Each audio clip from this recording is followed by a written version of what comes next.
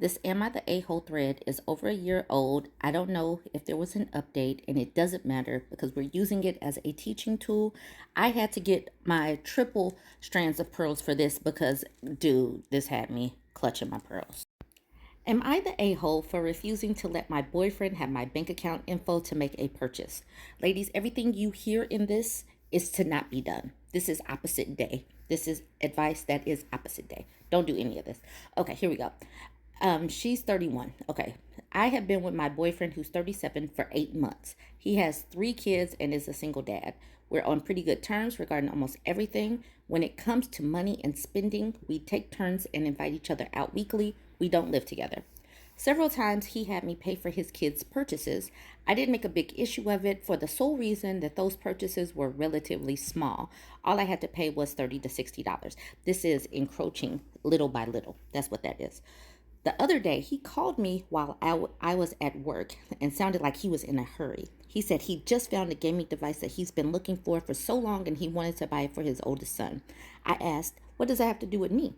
And he told me he was short on money and needed $300. He asked me to lend him $300 and I hesitated, but I agreed.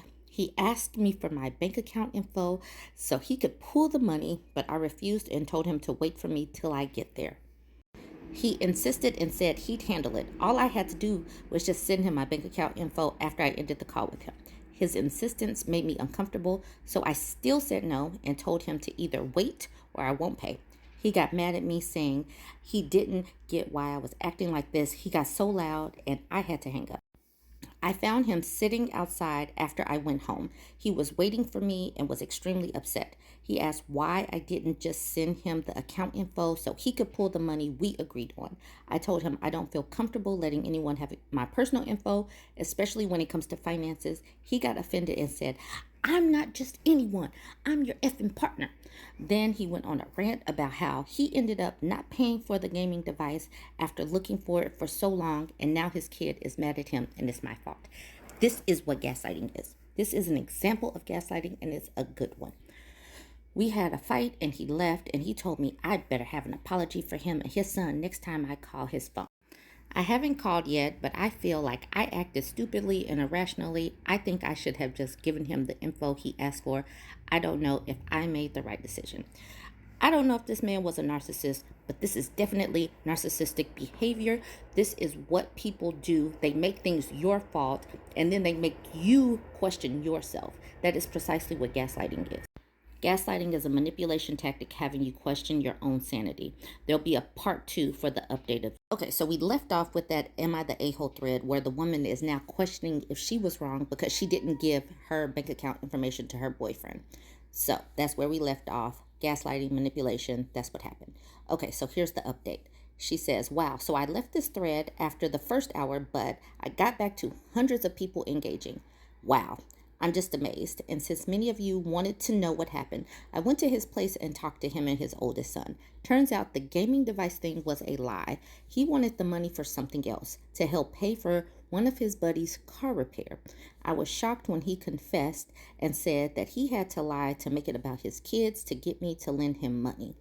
You can only imagine my reaction after this. I just blew up at him and left without giving him any chance to respond. He tried to call my phone, still trying, but I decided I want some space to think about what happened and really reevaluate our relationship.